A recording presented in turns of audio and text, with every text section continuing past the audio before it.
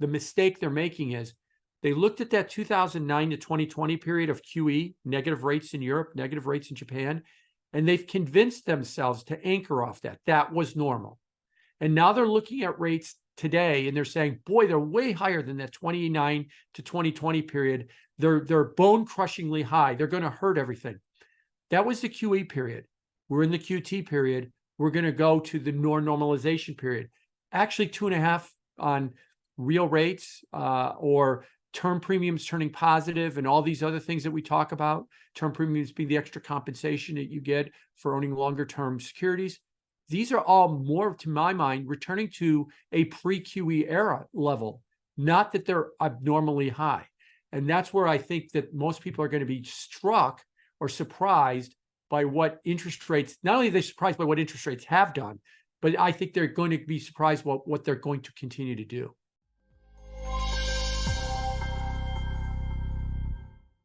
On this episode of the What the Finance podcast, I have the pleasure of welcoming on Jim Bianco, who's the president and macro strategist at Bianco Research. So, Jim, thanks so much for coming on the podcast today. Yeah, thanks for having me. No problem. I'm looking forward to the conversation because, lots happening in the market. So, I guess from your perspective, what are you currently watching? Oh, I think right now watching, and we're recording on October 19th, 35th anniversary of the stock market crash, is Jay Powell and monetary policy. He spoke today at the New York Economics Club, and in Q&A, he kind of made it known that the Fed is either done raising rates or about to be done raising rates. Maybe there's one more rate hike, and then he started saying stuff about long and variable lags, and the market took that as dovish. And I think what's most important about that is short-term interest rates, which are tied to Fed policy, fell on that news. But long-term interest rates rose quite a bit. We made a new 14-year intraday high on the 30-year. We made a new 17-year intraday high on the 10-year. We got the 499 on the 10-year briefly. Thought maybe we'd see that 5%, but we just came up a little short of it for now. And I think really what that shows is where is the market's thinking? If the Fed is not going to continue to raise rates, if it's not going to continue to fight against inflation, and Jay Powell said he was open to the idea that the Fed, A, was not tight. He said that. They may not be tight. And B, he said that we might be running higher than normal inflation. Well, if you're not going to raise rates, I can see why the short-term rates are going to go down, but I can also see why the long-term bond market, long-term rates, or duration, as we call it, is going to sell off and you're going to have higher yields. And the stock market has been kind of following the bond market around quite a bit. So I think he's setting up a policy mistake. I think he's setting up a big time policy mistake. He also said, rising rates are going to do the work for the Fed.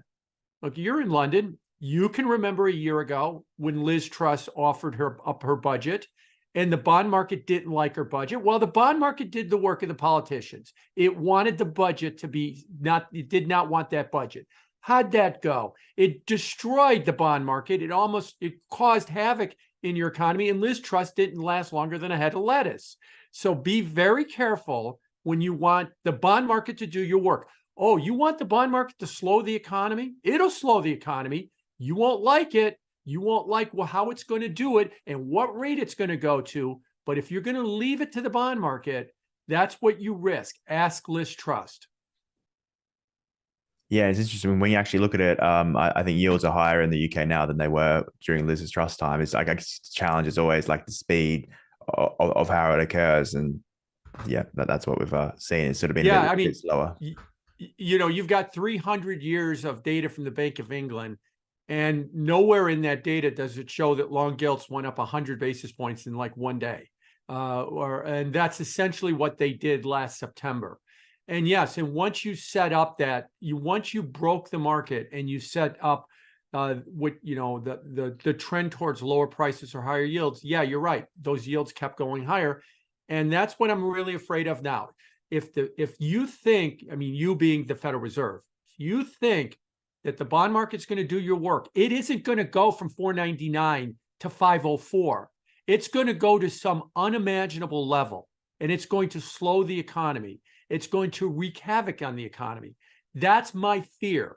I'm not predicting that, but that's my fear. You want the bond market to slow the economy, it will do it, and you won't like it. That's the game that they're playing, and that's what I'm very worried about right now. So, what can you just explain why a pivot, or I guess talking about a pivot, would actually increase yields on the long ends? It comes back to inflation. And I am of the opinion, let me back up and give you my big picture.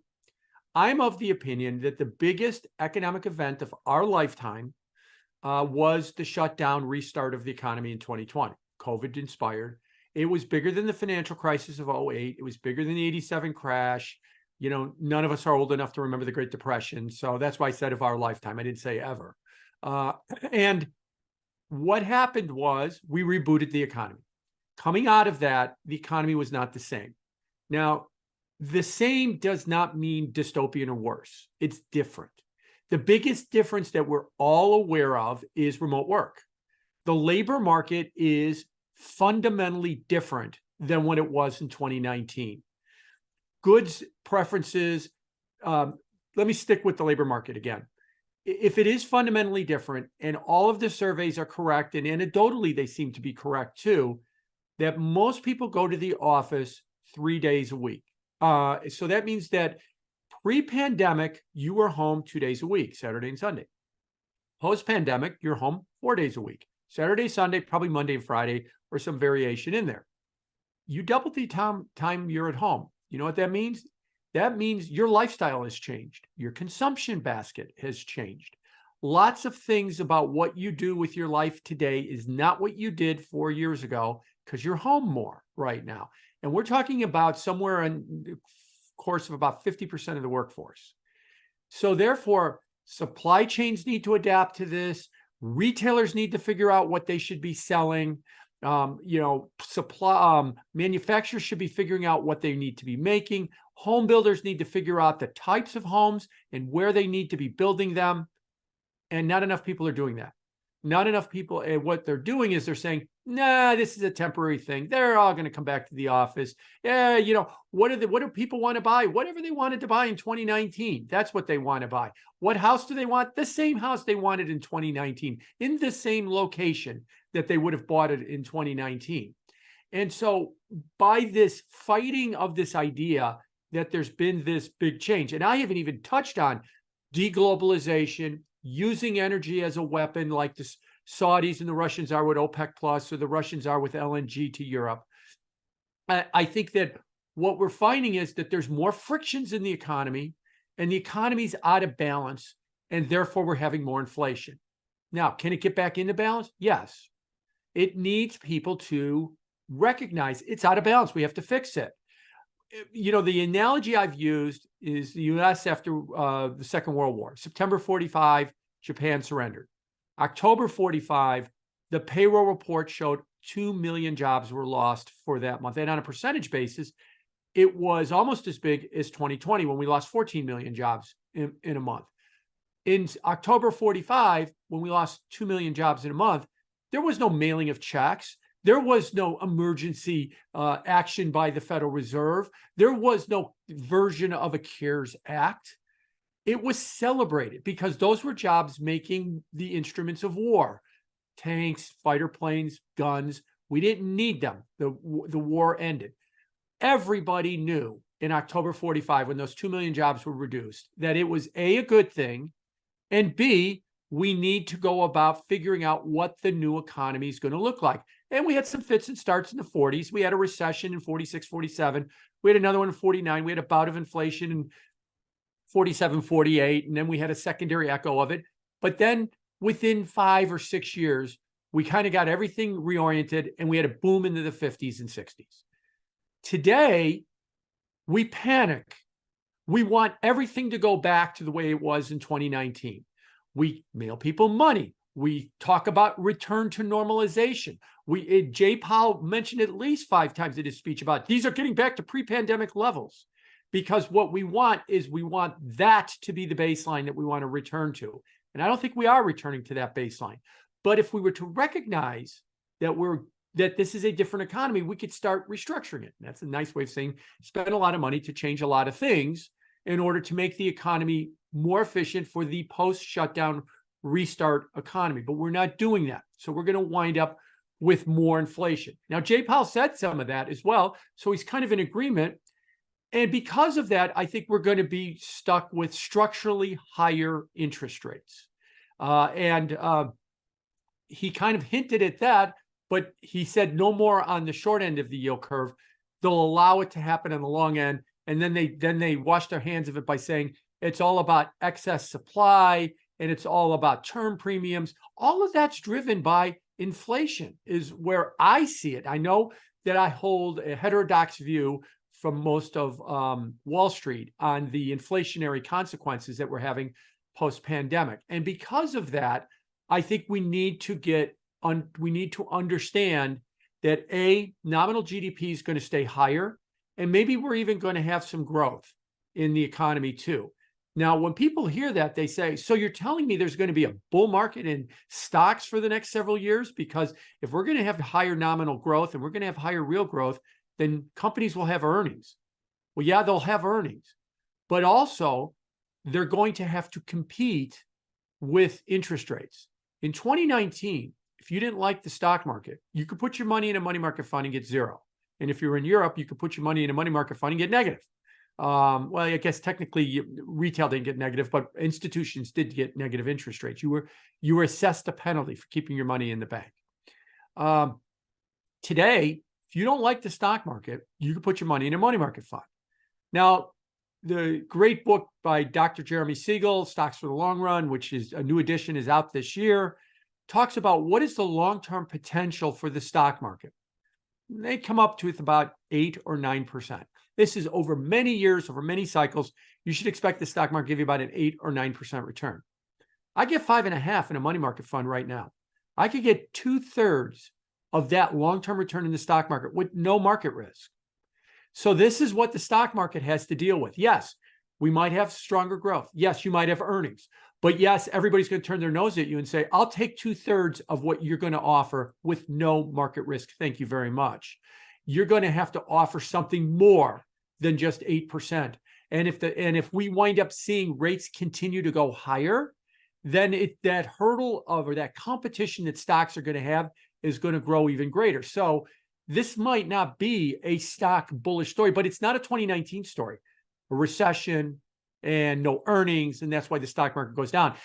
Everything's great for the stock market, but it's not good enough because there's this other competition over here that everybody's liking. And yes, the biggest inflow all year right now has been to money market funds.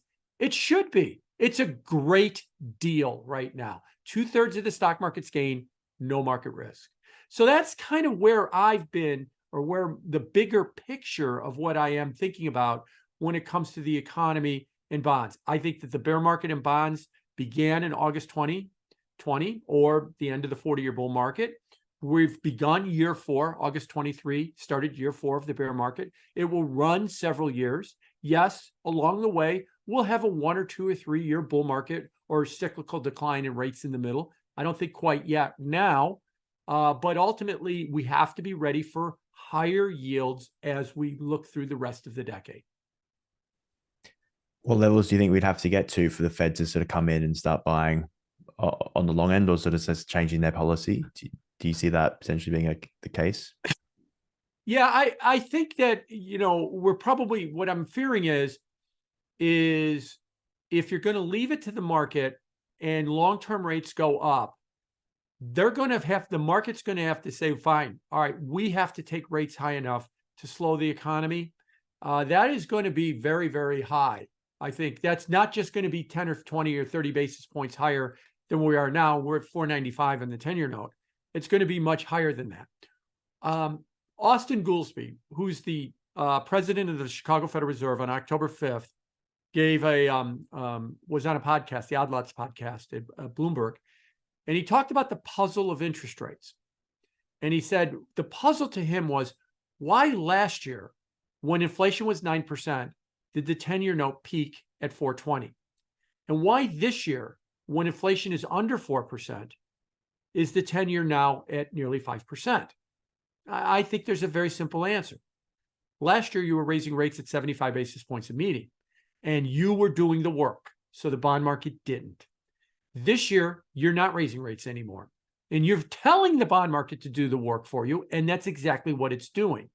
And like I said, people nod, yes, the bond market's doing the work for it. That's not 6 basis points. That's not 11 more basis points. That is a lot more that I think rates are going to go higher from here. And if you see more strength in the economy, if you see any evidence that inflation is staying sticky, and again, I think that inflation is going to stay sticky because of that imbalance in the economy, not 8-10 Zimbabwe inflation, but 3.5% inflation versus the Fed's target of 2. And yeah, that matters at the margin, especially when it comes to interest rates. So Jonathan Gray, of the head of Blackstone, was in the FT today in an interview talking about that rates are crushingly high and that they're that they're impairing deals and it's going to hurt the consumer now that we've got mortgage rates at 8%. And the implication he's giving is the implication what all bond bulls are giving. These are out of control high rates, and stay long bonds, yields will come down. I don't think they are. I think the mistake they're making is they looked at that 2009 to 2020 period of QE, negative rates in Europe, negative rates in Japan, and they've convinced themselves to anchor off that. That was normal. And now they're looking at rates today and they're saying, boy, they're way higher than that 29 to 2020 period. They're bone crushingly high. They're going to hurt everything. That was the QE period. We're in the QT period. We're going to go to the normalization period. Actually, 2.5 on real rates or term premiums turning positive and all these other things that we talk about. Term premiums being the extra compensation that you get for owning longer term securities. These are all more, to my mind, returning to a pre-QE era level, not that they're abnormally high. And that's where I think that most people are going to be struck or surprised by what interest rates, not only are they surprised by what interest rates have done, but I think they're going to be surprised what they're going to continue to do. Yeah, it's really interesting. So you've talked about how businesses have been caught off guard and sort of hoping that things go back to normal. Investors have done this. Some investors have done the same. Would you say economists as well? Because I guess you posted a really interesting thing on Twitter recently where it was talking about how at the start of this quarter, everyone thought GDP growth was going to be 0 or even negative. And now there are, I think base case is about 3.4. So it's a massive difference. So do you just think people haven't really changed their analysis to, as you said, the current economy and what we're really seeing? Yeah, absolutely. And I think that that was the case in point, that the consensus forecast in late June, a couple of days before the third quarter started, was this quarter would be 0. And now the consensus forecast is for 3.4, and the Atlanta Fed GDP tracker is at 5.4. Can the Atlanta Fed GDP tracker be wrong? Yeah, it's always wrong. But it's not wrong by hundreds of basis points. It might be wrong by 1%, maybe 1.5. That's historically what it's been wrong by. It's not been wrong by 300, 400, 500 basis points. So we're looking at a very, very strong quarter, any way that you, slice it. And all the economists 3 days before the quarter started thought it would be a recessionary quarter. Now, what I said in that was, your models are wrong. You still think this is 2019. You still think this is pre-shutdown. You still think that the way the world works was that. It doesn't. And that's why it's stronger than you think. And of course, stronger means higher rates, and that's going to be competition for stocks. And you're refusing to accept it. Bloomberg, yesterday was the 1-year anniversary of the famous Bloomberg model that said that there would be a 100% chance of a recession over the next 12 months. That was 1 year ago yesterday. We've got the opposite of that. We got a boom going on. And by the way, that same Bloomberg model that a year ago said there was a 100% chance of a recession in 12 months currently still has a 100% chance of a recession in 12 months. Just stay with 100 forever, and one day it will be right, I guess is the way that they're doing it. But now I made fun of them. In all seriousness, the model is based on the way the world worked pre-shutdown. And that's what I think the flaws are. And economists are not willing to entertain. Here's how the world worked. Okay, throw that away. We have to redesign the models right now going forward. Another example for you. I also tweeted out recently, or actually earlier today. Initial claims for unemployment insurance in the United States came out at 198,000 last week. The lowest number since January, and one of the lowest numbers in the last 50 years.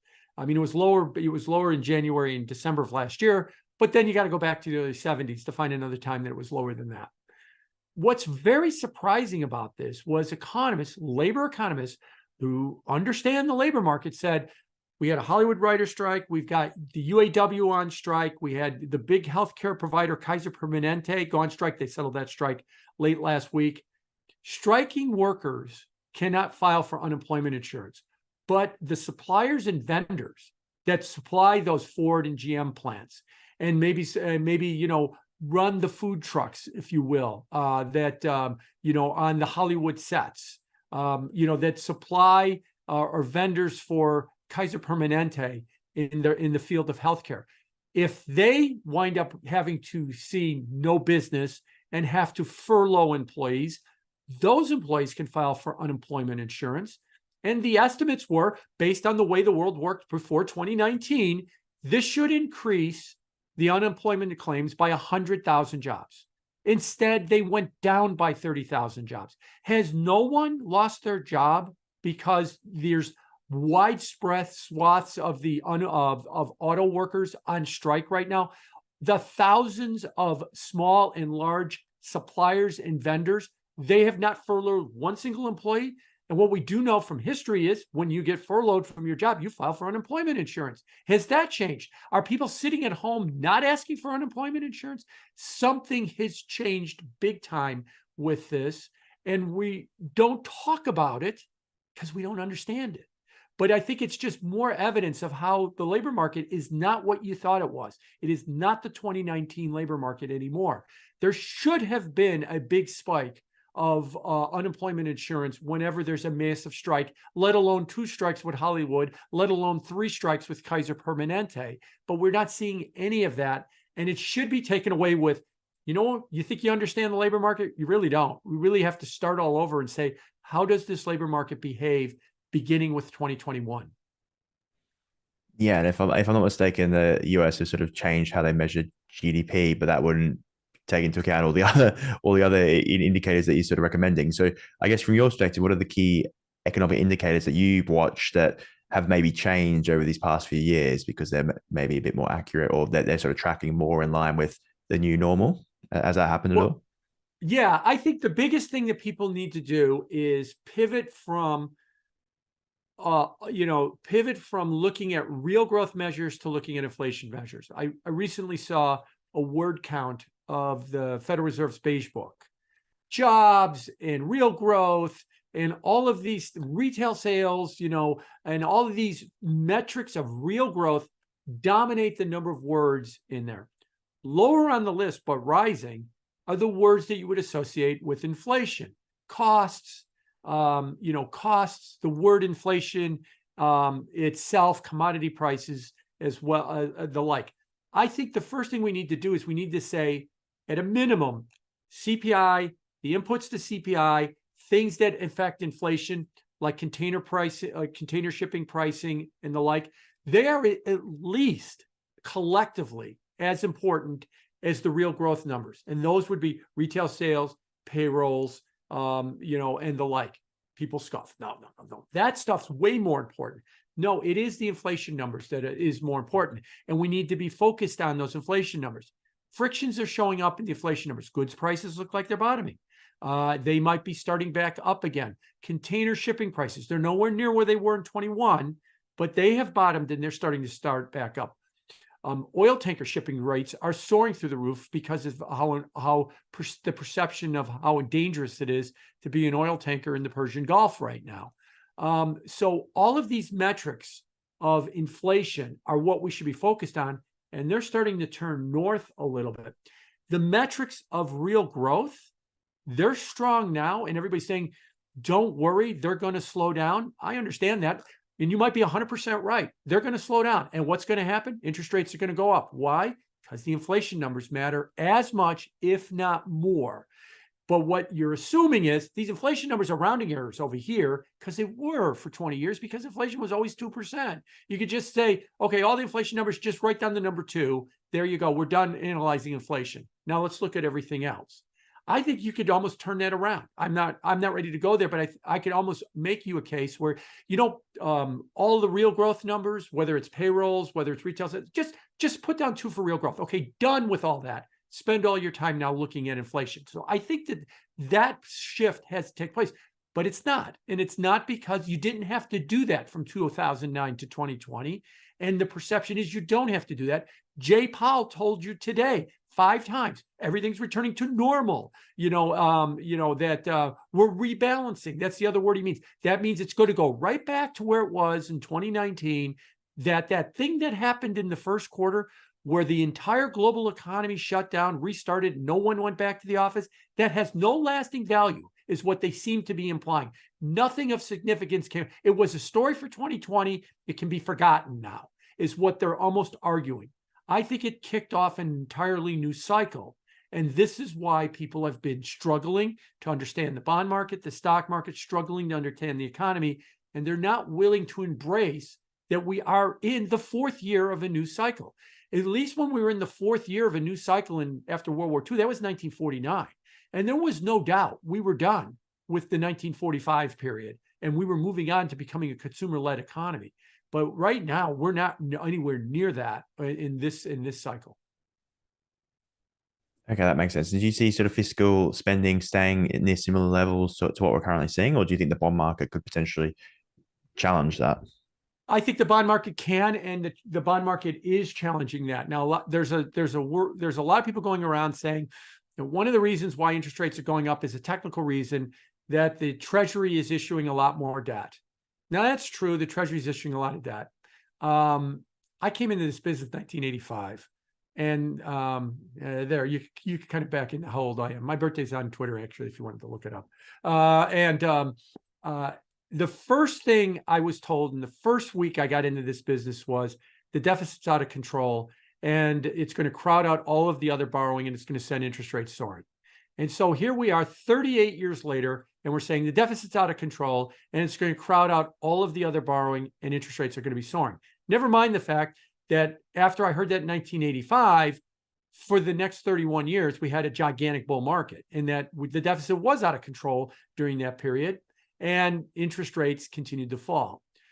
What seems to drive the fear of the deficit and the fear of supply is inflation. And is the fear that inflation is returning. And when it does, then deficits matter. And so because inflation is returning, I think that you're starting to see evidence that deficits matter. Now that I've said that, let me tack one other thing. So we have this thing called TIPS break-evens, Treasury Inflation Protected Securities. If you take the 10-year note yield of 5% and you subtract it by the 10-year note tip yield, which is 2.5% roughly, you get a residual of 2.5%. And what that's supposed to mean is that for the next 10 years, inflation will average 2.5%. And people will say, but that residual or inflation break-even rate is not moving higher. And the surveys of inflation are not moving higher. So where is this fear of inflation? And the answer I would give it to is it's in the stock bond relationship. It's in the term premium going up, the stock bond relationship, the correlation there is turning positive. Very good story in yesterday's Wall Street Journal about that. And even in today's Wall Street Journal about the 60-40 portfolio, and they talk about the shifting stock bond relationship as well, that it's becoming more positively correlated. And because of that, I think what's the driver of all that is inflation. And these TIPS break-evens that people look at, they've never been good indicators of inflation. So the TIPS break-evens say inflation expectations are X. What do they ultimately wind up being? Nothing close to what the market says. It's almost a random number generator of what the market price is in and what eventually happens. So yeah, you could tell me that the TIPS break-evens are not pricing in higher inflation expectations. And I would say, go back and look at its track record. It's never right. It's never right. Now, it could be lower, but it's almost never right. So I don't know what that means, that TIPS break-evens aren't widening. It doesn't mean anything to me, but some of the other measures do say that inflation is a problem. Yeah, makes sense. So you mentioned before how you think, a lot of people will be going for the risk-free rate. It's quite high. It could potentially go higher as well in the coming months, years. So I guess from your perspective, what assets do you see are going to be the ones that overperform, and maybe investors are going to be looking at and will be choosing, or what? Yeah, what assets are you going to be looking at? So look at the flows, and let's start off with what has been the best performing asset since the middle of 21. It's beaten the S&P 500, it's beaten the MSCI World Index, it's beaten the bond market, and it's been 3-month Treasury bills or cash or a money market fund. Why is all the money going into it? Because it's outperforming everything. That's why all the money's going into it. Well, wait a minute, isn't the stock market up 12%? Yes, but if you take out the Magnificent Seven stocks, and you look at the rest of the 493 stocks, and you look at the mid cap index, and you look at the small cap index, and if you take out the 7 stocks out of the world stock market index, all of them are returning for the year 3% or less. Cash has nearly returned you 4% for the year. Cash certainly outperformed everything last year, because last year everything was down, cash was up. So let's start with what is working. Cash. And it's giving you 2/3, as I mentioned earlier, of what you should expect from the stock market. And that's why people are going into it. So there's nothing wrong, I think, ultimately with cash. Beyond that, what also seems to be working in my mind is anything that has a play on inflation, energy, industrials, basic materials, that kind of stuff, really seems to be working as well. Investment grade and high yield bonds, they're doing better than the stock market for, like I like to say, a forensic reason. What's that? The stock market's dominated by healthcare, technology. Those are the big weightings, in the stock market. Consumer discretionary. In high yield, the dominant sectors are casino, gaming, energy, and industrials. So basically, it's all of the big high yield borrowers are the ones that are working because that's where inflation is, where the stock market is all in the growth stuff, where the real growth market's supposed to be, like in tech and consumer discretionary, and the like, where all the Magnificent Sevens are. None of the Magnificent Sevens are in the high yield index because they're not high yield borrowers, even if they have to borrow. So I think that's one place that's working. Where I don't think things are working at all, if I was to turn the question around, is in financials, and especially in banks. Banks, in my mind, well, not even in my mind, the numbers show that they've been a disaster. If you go back to 2008, there's 11 sectors in the S&P. What's been the worst performing of all of those 11 sectors? It's been the financials. Among the financials, which industry within the financials has been one of the worst performing? The banks. The banks they're at the same level they were at 15 years ago. They've given you no return for 15 years. Now, why is it that the banks are such a bad deal? I think there's 2 reasons. Reason one is they're too regulated. They need to be let me back this up, say this way. They need to be disrupted. There is fintech and crypto that are kind of biting at the edges of disrupting it, but the banks are so heavily regulated they can't break in. And the banks think, oh, well, this is good. It's a moat for my business. Yeah, but your business sucks. And that's why you can't give anybody any returns on it. The second reason I think is that they are finally being disrupted of their own making. So 15 years ago, and I'm holding up my phone, we started pushing everybody to mobile banking apps. 120 million people use a mobile banking app every month. They use it for 2 reasons, basically, to pay bills and to transfer money. Now, for 14 of the last 15 years, transfer money to what? Everything was yielding 0. My bank account was yielding 0. My money market fund was yielding 0. T-bills were yielding 0. So where am I going to transfer my money? So you didn't. But now that the Fed has been raising rates and money market funds are 5.5, people are starting to bank walk, not run. Run is a panic that the bank is going to fail. A walk is, I want to leave the bank because I want to get a better yield. Now, this isn't 1999. If you wanted a better yield, you had to make an appointment at the branch, take some time off of work, go out and fill some forms to open a new brokerage account. And I like to joke, and then be told a week later you filled out the forms wrong, schedule a second meeting to take some time off of work, go correct it, wait another week, then the account's open, then take a week to transfer your money, then you can put your money in a money market fund. No one did that. No one did that. So the banks always thought that they could always have abnormally low deposit rates and get away with it. Today, people just pick up their phone and they can open a brokerage account and transfer their money in 5 minutes. And they know how to do that. because that's what they do with mobile banking apps. They pay bills and they transfer money. So the bleed out of deposits just continues. We've had the biggest drawdown in the 50 plus year history of measuring deposits in the banking system, and it isn't stopping. Now, it does not mean that your money is at risk at your bank. Your money is not at risk at your bank because of the bank walk. What it does mean is if you're the owner of a bank stock, the profitability of your bank is at risk because they're losing cheap folks funding, cheap sources of funding. They take your money, my money, they pay you nothing with it. They lend it out at 6% and they keep all the spread for themselves. Well, if I leave and go to a money market fund, they've lost the ability to make margin off of me. So they're shrinking. They could raise those deposit rates to keep me, but by doing that, now they're going to give me 4%, and they're going to lend out the money at 6% and keep 2% for themselves. That kills their profitability. So your bank, your money is not at risk at the bank. The profits are, and that's why the stocks of the banks are suffering so mightily. The exception of the rule might be JP Morgan. I'm not big on the banking industry, so I always like to joke that the banking industry is JP Morgan in various levels of suck, because that seems to be what all bank stocks are. It's either JP Morgan seems to be an okay investment, and then after that, everything falls apart. I mean, Citibank is lower now than it was in March when we were afraid that the whole banking system was going to blow up. It's because of the profitability of these banks. So on the other side, I'm really not high on the financials. No, makes sense. Thanks for running us through that. So, Jim, thanks so much for your time today. I really appreciate it. My last question is, what is one message you'd like people to take away from our conversation? That this is a new cycle. This is a new cycle. That does not mean worse.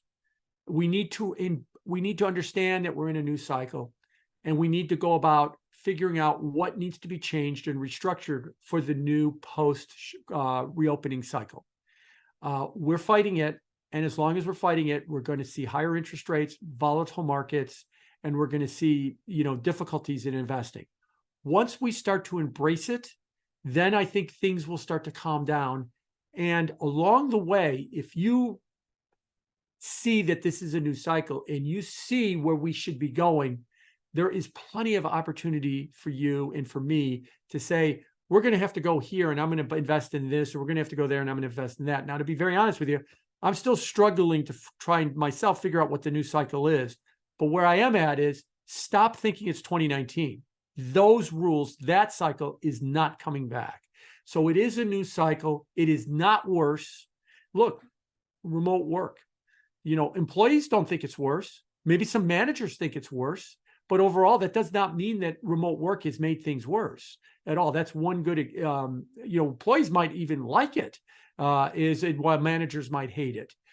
So that's not worse, but it's different, and we need to adjust and we need to understand. And no, you shouldn't be opening up restaurants and retailers in central business districts because people aren't going back to the office 5 days a week like they used to. And so that's just one example. It's a new cycle. We need to understand that cycle. Great message. So thanks again for your time today. I really appreciate it. If anyone wanted to find out more about your work, where would the best places for that be? So you can follow me on Twitter at Bianco Research. I will say this because there's plenty of, I'm really down on Twitter because of the spam and the bots. If you look for me, look for the blue check mark with 350,000 plus followers. Otherwise, you might be following a spam bot who will try and cheat you out of money. I'm on LinkedIn too, under my name, Jim Bianco. And we have a website. We provide my day job is we provide research to institutional investors. We have several hundred of them that pay us. And our website is biancoresearch.com. There's free trials up there. There's some samples up there, but most of the stuff is behind the paywall as well. So thank you. Perfect. I'll put that in the description below, but thanks again for your time. Thank you. Bye-bye. Thank you so much for listening. And if you enjoyed the episode, please subscribe and click the bell icon so you are notified when new podcasts are released.